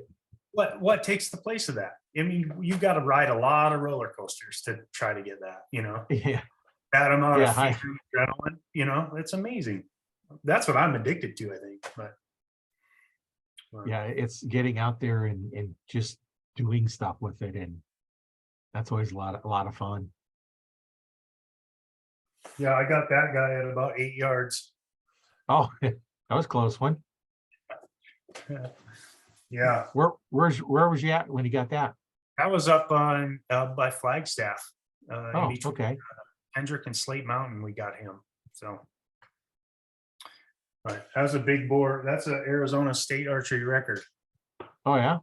Yeah, and that was my first one. So I just got lucky. I had no idea he was that big, you know. Just come in, presented a shot, you took it. Yeah, you know, it's sometimes you get lucky. I went years and years and years without shooting a buck, but my first bear ends up being a archery state record. So feels good. Stay with it. Yeah. So what you gotta just stay with it, right? It's what now I only talk about those ones, you know. You don't talk about all the spikes and forkies and stuff that have gone into the freezer over the years, you know? But Well, you know, we shoot them for the meat. absolutely. So how was the bear to eat? Oh, it was amazing. It's still one of my favorites. Yeah. I heard a lot of, well, I've had bear, you know, a lot growing up anyway, or a lot of different times. It was always good, but I heard a lot of horror stories. It's greasy. Everybody says that's real greasy. Yeah. I prefer it, I think, to a lot of stuff. It was really good. And not only him, consumed a number of bears after that, and they've all been fantastic. So there's a lot of stuff when you're introducing people to game meat, or you're showing up to a party and you're bringing the Swedish meatballs. I don't tell them until it's done. You know, I don't tell them Right. until the crock pot's empty. Because you tell somebody before, well, this is bear, nobody's going to touch it. They won't eat it. But if you tell it to them afterwards, they're some kind of superhero. You know, then now it's their favorite story. They tell everybody, I ate bear last night, you know, but Yeah. you kind of have to be careful and just let them know after the fact that, oh, you didn't know that was the last bear I shot, you know. So that's fun, introducing people to that stuff. But bear, I would say, is very high energy. Whatever they have in their meat is kind of like drinking a Red Bull. It really wakes you up. It's the reverse of eating turkey. You know, there's Oh, no tryptophan in there. You know, it actually gives you, you know, a lot of energy. There's something to it. Similar to venison, but I would say it packs a little bit more of a punch. But I love it. I love it. Javelina is good. Nobody seems to believe that you can eat javelina, but we do, and we do summer sausage with them, and it always turns out fantastic. And but we pretty much eat everything. So I went down to Texas and got some javelina, and like just like pork. You know, basically it's not much different than pork. And yeah, I thought it was good. Everybody said, they're no, they're very not any lean. good. It's like, I thought it was good. Yeah, they're very lean. So, you know, making bratwurst or anything out of them, they'll dry out really quick, you know. But all the smoked stuff, the summer sausages always just turn out fantastic. And that's for all our trout fishing. That's what every trout trip I bring a roll of summer sausage and some crackers and cheese, and that's what I eat on the boat, you know. So I look at each one of those javelinas as 12 little fishing trips running around Yeah. in the desert. So, and this year I didn't. Usually I'm pretty good about, we get 2 of them here in the state of Arizona. You can take one with the over the counter tag, archery, and then you have to draw for the other one, which you pretty much always draw. But I didn't this year. Actually, I did this year. I just didn't get one, which is also odd because usually I put those guys in the freezer. But I went pigless so far this year. But I did get that Pope and Young mule deer buck in January, so that was really what I was after. I still had not harvested a big mature mule deer buck until this year, so that was my main goal. I've been on a Coos whitetail kick for the last few years, and I finally shot a Pope and Young Coos buck, and so then I thought, well, now it's time to start chasing the muleys pretty hard and get one of those in there too, because nothing excites me more than, my grandpa is really the reason why I think I'm a hunter. He's the greatest hunter, you know. He's from Washington State, and all the stories and just growing up, everything he's hunted, I mean, it's everything. And I still call him every time I go hunting and get an animal down. He's the first person I call, and I give him the story, and he wants to know the distance and, you know, the species and where we're at and how long it took us. He wants to hear all the stories and relive it. And then on top of it, then it's so fun for him to get that Pope and Young record book and be able to look in there and go, that's my grandson, that's my grandson, that's my grandson. And he's not an archer. He does everything with a rifle. So for him, he's just super proud of me. And that, I think, feels the best. I mean, that to me is awesome, that grandpa's super proud of me for doing this, and he gets to live vicariously through me yet with a lot of my stories and experiences. And so that to me is another side benefit of it. Actually makes my relationship closer with one of the most important men in my life. So I'm lucky that he's still around and can still answer the phone and hear the stories, but he doesn't get to go out hunting much anymore, but at least and try to vicariously hunt through me. But How old is your grandpa? he is late 80s. He just had a birthday, I want to say 89. I think it is 89 because his 90th is the coming up, and I think we're going to go up there for that. So, but he's still kicking. He's an old dairy farmer from Washington State, and they just keep going up there. Yeah, I know. Last year I went down to Florida, and my uncle and niece lived down there in Florida. And I drove down to the event instead of flying out so I could stop by and see him. And he was 99 at the time. He didn't drive anymore because he couldn't see well enough, but his mind was still there sharp. And I hear all the stories. And as a kid, I grew up, being around him, and it just, some of the same stories. Like I remember as a kid, he's telling the stories, what's going on, and the mind was sharp. I was kind of giving out on him, but mind was sharp. He could still see to get around, just not enough to drive. But yeah, it's always nice. You start talking about what's going on, and help relive those things. And that was quite enjoyable, because about the only uncle I have left now. Well, a lot of my cousins are up in their 60s and 70s, and so there's not many of the next generation older around. You start getting older, and so it's always nice to be able to talk with them, especially have your grandpa still around, and they'll tell those stories to them. It's like that's awesome. For I know you get to tell the story and relive it again, and he gets to hear it, and it's just amazing that we can have that kind of a connection between our family members, Yeah. all for hunting. And without that, what would we have? Well, Without the hunting stories, they it is a fraternity, for sure, right. because and anybody can be involved. It's really who we are as humans. It's what we do. The reason why we're here, and survived to get to a place where we could develop agriculture, is because somebody decided to kill an animal and eat them. Right. And that's why we're here. We made it this far because of hunters.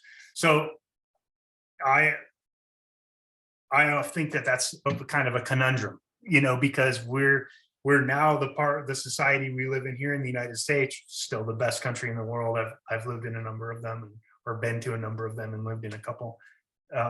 Just best country in the world. But for some reason, people like us are frowned upon in a lot of circles in our society because of what we love to do or spend our life doing. With the hunting aspect of it, I don't know so much the archery aspect of it, but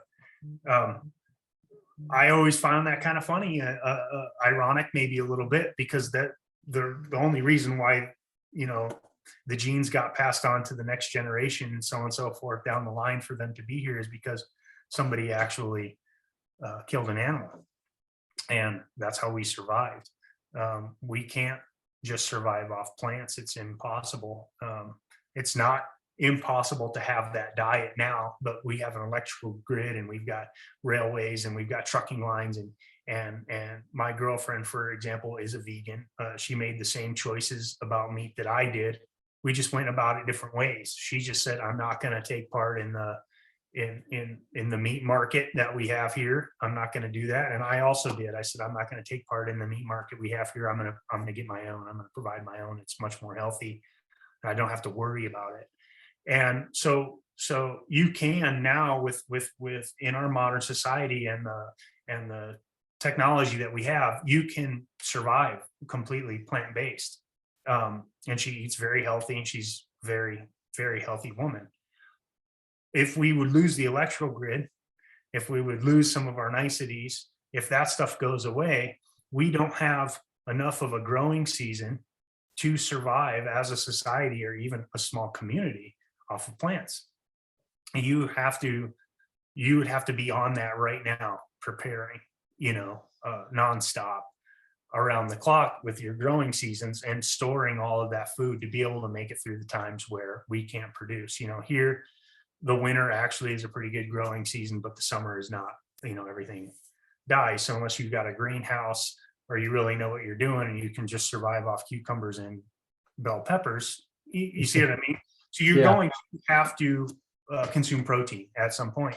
And the funny part about it is I, in the United States, I'm a hands-on guy.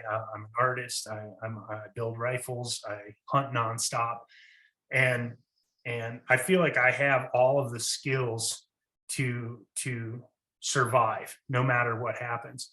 But I get that from a lot of people as they say, well, if it ever goes down, if it ever hits the fan, we're going to come to you.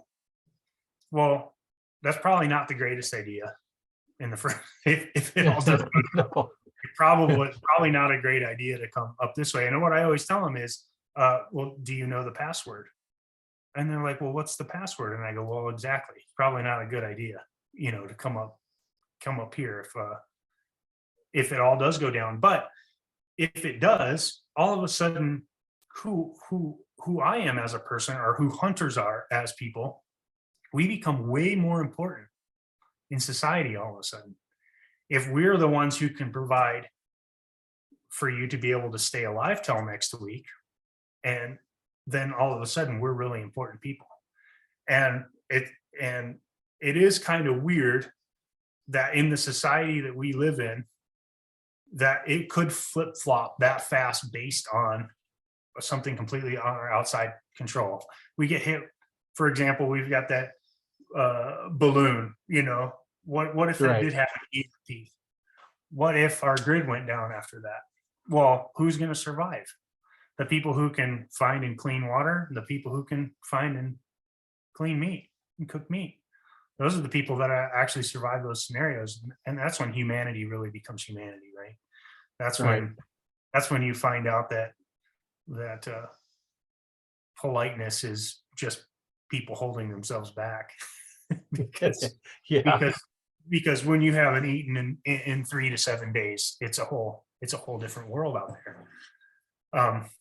So I have always found that to be kind of a conundrum, the fact that we have such a huge part of society that looks down on the hunter for what we do, but it's only because they are I got to be really careful how I say this. They are, I don't want to say lazy. They're encouraged to be lazy, I guess. Well, this is not a politically correct channel. So It is. if you want to say we kill animals, we don't harvest animals, we harvest crops, we kill animals. So I always try to be careful about it, because no matter what, we're ambassadors, right, for the sport. Right. And so I get enough of that. I get enough of the murderer, you're a killer, this kind of stuff. And it's very hateful stuff. And which is fine. It lets me know a lot more about you than it does about me. I know who I am. I know that by me taking an animal, it's I'm not out there because I just want to kill something. That's not why I go hunting. Right. But that's what we're always dealing with. It. One of my favorite things that I ever said was, it was off the cuff, but I think about it all the time. And I had a girl. She had a client of mine at the time. I had a pool automation company, and I was over working on their pool equipment. And she had found out after I finished up the job, I was going hunting. And I says, I'm just finishing up here because I got to get out. I've got a tag and I'm going to be gone for a week. And I says, I'm going to go get an elk with my bow. And she said, oh my God, I can't believe you would do anything like that. And that's horrible. And I took it all from her. I said, yeah, it's fine. I understand. Some people don't agree with it, and that's not their lifestyle. And as I'm about to leave, she says, I hope you don't get one. And it stopped me. And I was like, why would you say that? She says, well, I hope you don't get one. I hope you don't get an elk. And I says, well, that's fine. I says, but I want you to know, I would never, ever wish for your carrots not to come up. And she still talks to me to this day. But it was like one of those things that's the only way I could say it to her. That's what I eat. That's what my kids eat. This is how we survive, So I would never wish for your carrots not to come up or for your car to break down on the way to the grocery store. That's horrible. Why would you ever wish that for somebody? But I think that they get away with that kind of stuff because to them, it's kind of a fake slacktivism compassion for the animal. I don't know why else you would say something like that. But to me, that's very like, I would never say anything like that to somebody. So we do take that flack or that heaviness from the general public. We just have to take it. People can say stuff like that to me. Well, I hope you don't get one. Well, that's great, but I would never ever do that to you. I hope you don't get your dreams. I hope you fail out of college. We're not supposed to do that to each other. So I always found that odd that it's okay to do that to somebody who's going to hunt because, well, you're just being compassionate on the animal side because you don't want the animal to die. But then you're going to go to McDonald's and order a Big Mac at 12 o'clock too. So I don't understand how that all makes sense to most people. But in the end, we can only control ourselves and be who we are. I love being a hunter. And for me, being a bow hunter is being a true hunter. I suppose gonna get people arguing with me going, well, it's not, you don't use a traditional bow, or you could use a spear, or you could just use a rock or whatever. I suppose, that always goes down the line, but man, I love archery. I love it. Well, I know one time I was one of the Ted Nugent shows he had on, he was talking about if you pay an assassin to kill somebody, are you guilty of murder, just like the assassin? Right. And well, yeah, if you hire an assassin, you're going to jail because you committed murder. And it's the same thing. If you eat meat or have anything to do with any animal, whether it be your leather in your shoes, because a lot of shoes are made with leather, and where's leather come from? It comes from the animal. You paid somebody to kill that animal to get your shoes. You paid that animal, you paid that person to kill the animal so you could have the meat. You paid somebody to do it. So therefore, you're guilty of killing an animal, as if you pulled the trigger, or, in cattle now, what they do, they herd them up, they stick them in, and they got that gun that just shoots them in the brain and kills them. What's a deer have? Well, they have a lot of instincts. They are not controlled. They have instinct, and our goal is to make as clean, as quick kill as we can. We don't want to take and have them suffer. For one thing, it's we feel bad when we wound an animal and we spend hours and hours looking for it because we refuse to give up. I've done it. 6 hours I've stomped fields trying to find the deer that got up and run off. That was the deer I hit with the bow, and it hit that shoulder blade, and it penetrated in a couple inches, and that was it. That's when the heel back up, next year you wouldn't even known it was there. So we go out there and we try to make those good clean kills that go and lay down and just go to sleep. That's our goal, is to have them not suffer. It'd be different if your whole goal was to shoot them in the guts and see how long they live. That's not. Now, we've probably all done that, but that's not our intent. Because we all make bad shots no matter what we do. But I forget if I'm left or right-handed in that moment. Yeah. How do I don't even know how to shoot my bow anymore. It's funny what happens to us. Yeah, I love it. I bounce back and forth with all the technology stuff, fixed blade, mechanical blade, compound, single pin.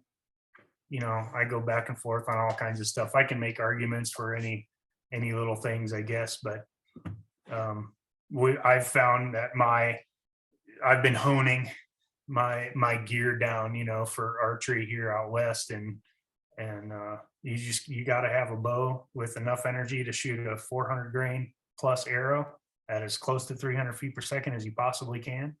You've got to practice out to 80 yards for that shot. 100 is preferable. The kinetic energy numbers on those, probably your shot should always be under 80 yards, to be ethical. Sometimes, like I did this year, I just had to put a hole in him and make him leak. Even if it was 7 yards farther than that, that's the shot I had. I have noticed fixed blades, I have a lot more dead animals faster. But fixed blades, I shoot slick tricks 125s because they shoot like my field points out to Right. 60, 65 yards, pretty darn close. And I don't like to have to do any retuning or anything on my bow. I want to be able to spin my broadheads on and go hunt, and they shoot fairly close. Now, anything past that 65 yards, the mechanical actually has the edge for arrow flight. But I feel that that's when we lose that ethical part of it, because now we don't have the energy to actually deploy that mechanical head at those ranges and get a good clean pass through. So, I've seen some incredible shots that were horrible shots with the mechanical that it just opened the animal up and it turned it into a good shot. And I've also seen some really incredible shots that should have been a dead animal within feet that we never recovered. So with the mechanicals, fixed blade for me, we don't have things go wrong very much. If you put a cut on contact blade and with a pass through on an animal, they're going to be piled up within the next 100 yards, generally within 20 or 30. But other than that, practice is all I can say about hunting out here. I mean, you gotta be on your game, because when you're in that moment, you're gonna have to rely on muscle memory. Because like I said, when I'm in that moment, I can't remember if I'm right or left-handed. So some of these guys that say, super cool under pressure, I don't know. I feel like I train for it all year long, but I still get, my heart in my throat when I'm in those situations. But I was actually just having this conversation with somebody the other day. What I realized, Roy, is I don't ever remember drawing my bow or taking a shot when I hunt. So there is something to be said about the muscle memory of practicing shooting those 12 arrows every day and just having that go down. Because if I think about it, I can remember shots where I missed animals, but shots where I hit, I don't remember drawing back. I can remember taking the time to knock my arrow when the deer's looking away. But when that all goes down, it seems to just be you're zoned in, muscle memory, and it just happens. I did go to a single pin site a number of years ago because hunting out here, I had 20 through 60 yard pins. And then what I had to do for extended ranges is I built a reticle out of fishing line. So I just hot glued a vertical, and then I spaced out horizontal fishing lines, what looked like the spacing of my pins. I just guessed at it. And then I shot it at extended ranges to figure out exactly what they were, so it was really like 72, and then it was 85, and then it was like 100 yards. Or 102 is what it was on that. But that's how I was able to get out, to extended ranges and learn how to shoot my bow farther. But your sight picture is so cluttered at that point. And like you say, you're trying to keep your eye on the target, not the pin. Well, what happens when you've got, 5 or 6 pins, and then you've got this other extended reticle out of fishing line, and I had all little dots on there so I could see, what was what. And after a while, everything's so muddled up. And I went to a single pin. I went to a spot hog. I shoot the Tommy hog, and I will never go away from that system. I absolutely love it. It's actually the 2 pin, but it's a vertical. it's a vertical pin, and then it's got, one in the middle. I was worried that in a hunting situation, I wouldn't have time to dial to the correct yardage. That's been complete BS. I've proven to myself that if I don't have time to dial the bow, it's a shot I shouldn't be taking anyway. It's happening too fast. And if they're moving, you shouldn't shoot anyway. Right. If you're in a situation where it's happening all that fast, you're probably not going to get a shot, especially at an extended range. If they're close enough, your bow should already be dialed on a lower pin setting anyway, so that you can maybe make that happen. But I've never had an instance where I didn't have time to range my target and dial my sight and take my time and take the shot. And so I found that to be, now, of course, I shoot the levitate, everybody's got their own thing or their own brand loyalty, Right. but that's what gets me there. I'm shooting as close to 300 feet per second as I can on a 420 grain arrow, on contact blades with a single pin slider sight. I think that's what, for me, is the perfect hunting setup out here, out west. But who knows? It's just me. But it seems to work. I help a lot of other guys out with that too, and just go, not that what I use is the best, but this is why I use it, and you'll see the benefits, in these different situations. And you can. I think that really sets us up for success out here. When I was in Michigan, I didn't know anybody that had a 30-yard pin on their bow. It was 15, 20, 25. Well, with all the trees, you don't have those long shots, and that's what I was saying, on a single pin, set it for 20, because if they come in at 20, you don't have time to change them, because even if they come in and stop or walking slow, you don't have time to set them. So set them at 20. If they come on at 30, you maybe have to go just a little bit high. But if they're further than that, you're going to have time to adjust your pin. Like I said, range them and adjust your pin. Here I don't really have that many long shots, just because, where we're at here in Nebraska, you don't generally have the really long shots. So I have, your 20, your 30, your 40, and, 60-yard pins. And what I found is if I can get all the pins on the kill zone, it's a real close shot. I better be, any pin will work. Then I get a little bit further, if I got the, where it's smaller and smaller, I'm using less pins. I know I got to use the higher pin, because when you got 20 yards, maybe the 20 and the 40 or the belly and the spine, and then a little bit further. And so I kind of know based on my pins, because I've shot at deer size animals with at different ranges. So I can kind of use those as a quick rangefinder. Yeah.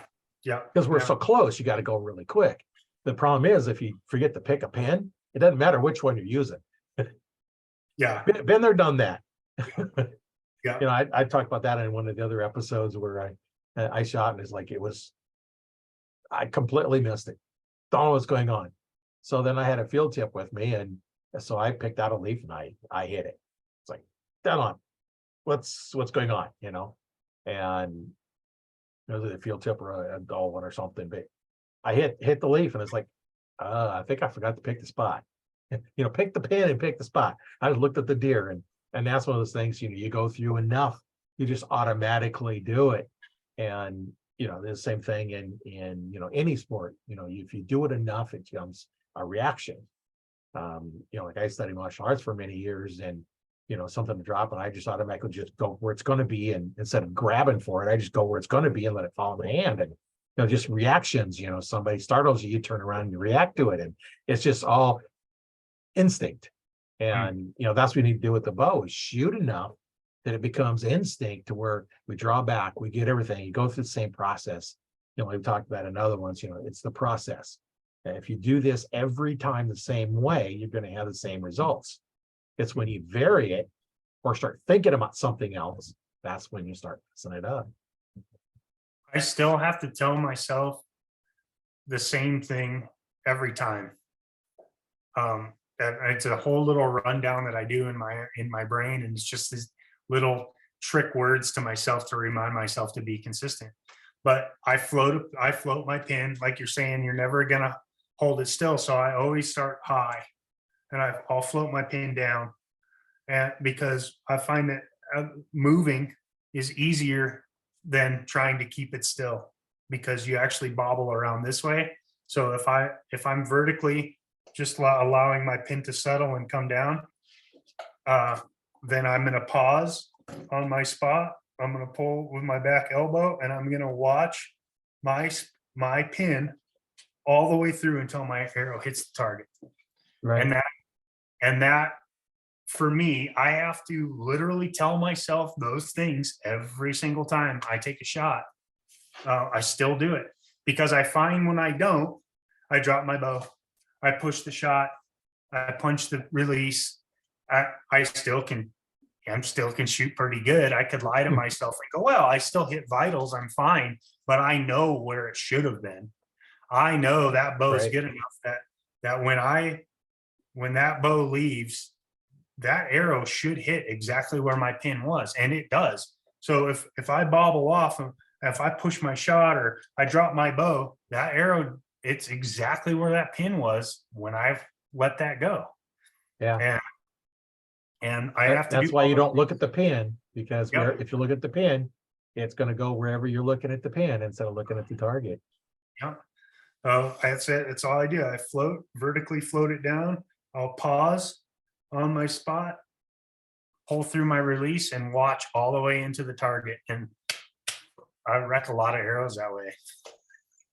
Well, one of the things I've done in, sighting bows in, as well as teaching people, how to shoot, is you take about a 1-inch thick line and you place it horizontally on your target. So it's a horizontal 1-inch thick line. And I tell them, shoot the line. Don't care where it's at on the line, just shoot the line. Once we get it, where it's dialed in, maybe some low, some high, next thing you know, they're hitting that line, because your mind will let you follow it left and right. So now they're hitting this line almost consistently. Now take that same line and turn it vertically. And now you can float up and down wherever you want, and they're hitting that line. And now you say, okay, you can hit a 1-inch horizontal line, you can hit a 1-inch vertical line, you should be able to hit a 1-inch square. Yeah. And then it's like, well, yeah, I can. Yeah. Some people don't think they can do it when they start going through that. They don't realize that I'm training them to realize that, yes, you can hit a 1-inch square. Yeah. Yeah, it's true. It's true. There are a lot of tricks I've learned over the years on between teaching archery, teaching martial arts, and everything else. It just kind of flows together, because I would feel say, archery is like a martial art in the way you do it, because you have to do repeat. And in some of the archeries is a whole art in itself. Some of them, I've seen some of the Japanese bows were actually drawn way back. But, in their practicing, they might draw the bow back and let it down 1,000 times before they even get to knock an arrow. Yeah. And then knocking it, I might know 1,000 times with an arrow before they learn the same thing every time. Until you've done it 1,000 times, it's not muscle memory. Yeah. No matter what you're doing. Like trying, if you're right-handed, trying to use your left hand to do something, it's like it doesn't work. You keep doing it. Next thing you know, you do it just as well you can with the right hand. It just you just got to practice, which is always the fun part. I was just going to say, that is the fun part. It's cathartic. No matter how your day went, when you get home from work, or your boss gave you a hard time, or whatever it is, knocking an arrow and shooting lets me, I don't know if it's escape or rise above, or whatever that is, forget, work through, whatever it is. It's cathartic for me. I go shoot my 12 arrows. Sometimes it turns into 50, but it kind of lets you work through your day and think about stuff, dream, think about my next project, whatever. But it's never a meaningless time. And like you say, the whole time I know I'm developing that muscle memory, and I'm working on myself. And a lot of times if I'm getting ready for a shoot or hunting or anything, I'll shoot until my form drops off. So wherever that is, whether it's 15 arrows today or it's takes 47 or whatever it is, when I notice but my form is dropping off, I just quit. I'm done, you know. But a lot of times I like to end it with a bullseye. You know, I can tell my form is dropping off. I'll shoot a good bullseye at 65 yards or whatever, and I'm done, you know, because I like that last shot to be right. I don't want the last shot to be off, you know. Right. It's a mental thing, I think, but first shot is for me, the first shot and the last shot. I want it to be completely dialed. All the ones in the middle are seen, you know, are just repetition and muscle memory and me learning my rig. And a lot of times I'm just doing that. I have it marked in 10-yard intervals on the whole range, but I'm just walking to wherever, taking a range, dialing that range, shooting it, walking another. So what I'm trying to do most of the time is I shoot 6 arrows at a time. Is I'll shoot 6 arrows into the same hole, or trying to shoot into the same hole at all different ranges. So wherever I'll take a few steps, stop, range it, shoot that arrow, walk another 10 yards over here, got a bush in the way, I got to kneel down, shoot that same target, and see if I can still come away with those super consistent, you know, 2-inch group with shooting 6 arrows over from 40 to 78 yards, for example. You know, and that's really, for me, that's the challenge now. It's more interesting than standing in the same spot and shooting 6 arrows from 60 yards, you know, but whatever you got to do to keep yourself doing it. I know a lot of guys I hunt with, they only have maximum like 20 yards in their backyard that they can even shoot. But that's what I tell them. They're like, oh, all I can ever do is, you know, shoot at 20 yards. Well, you're still better off going outside every day and shoot your 12 arrows at 20 yards than you are waiting to only shoot once a week where you can go to a range and shoot extended ranges. You know, you should still be getting out and shooting those 12 arrows, because your form is what dictates if you can even hit anything at 80 yards.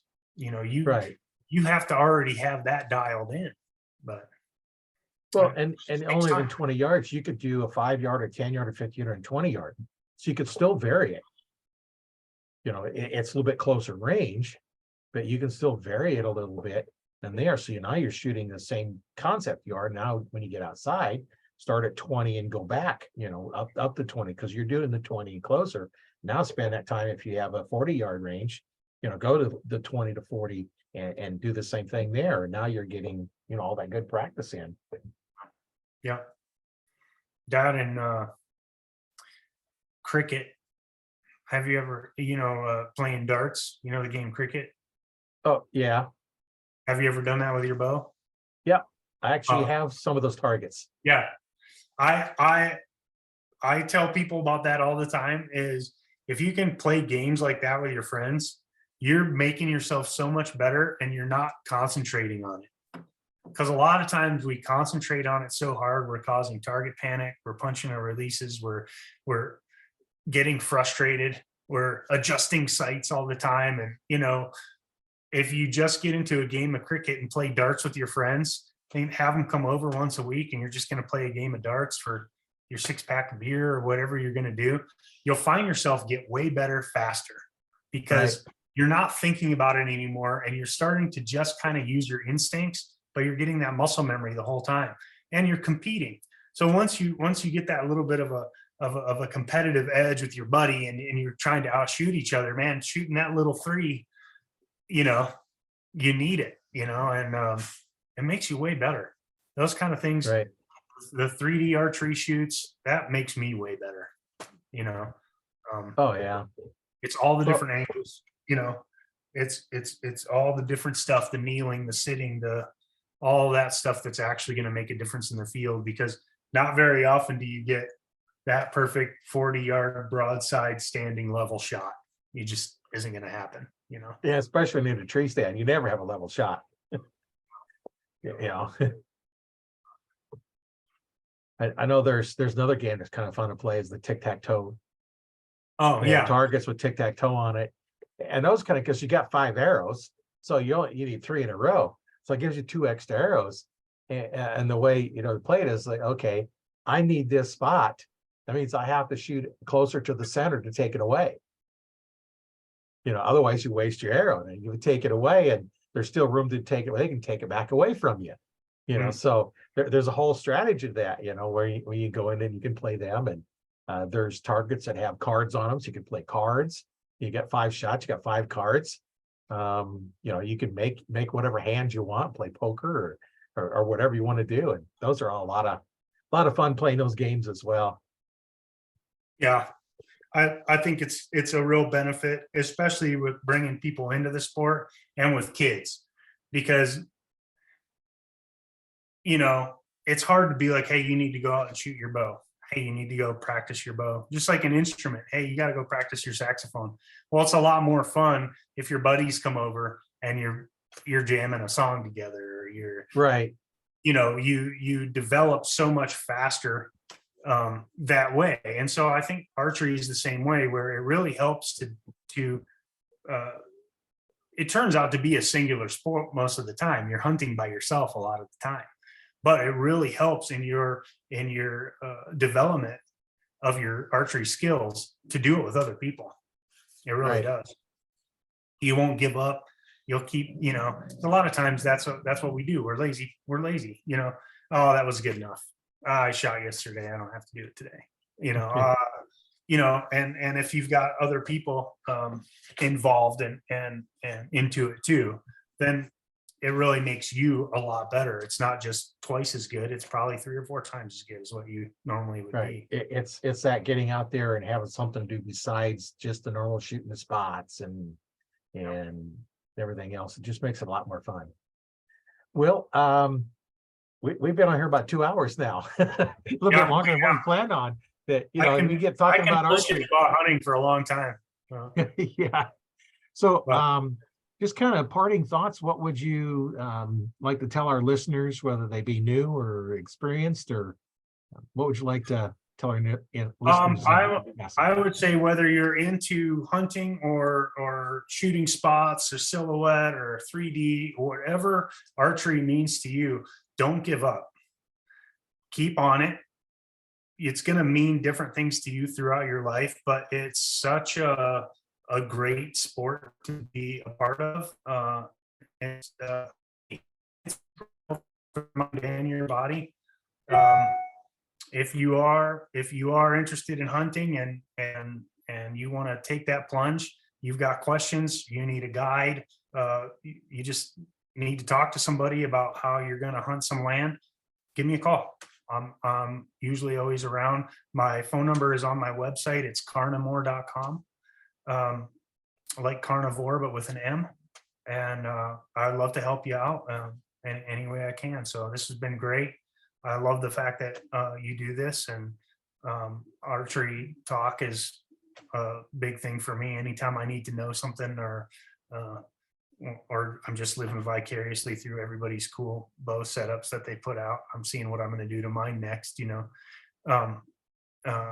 It's always amazing. So I really appreciate you having me on, and would love to do it again. And don't give up. Keep shooting. 12 arrows a day. So yeah, pick a number and stay with it each day, right? Right. That's right. Well, and I'll leave a link in the description on how to get a hold of it, make it a little easier for people to do that. And in that way, they can just click on the link and go. That'll be in the description. So okay, perfect. Yeah, perfect.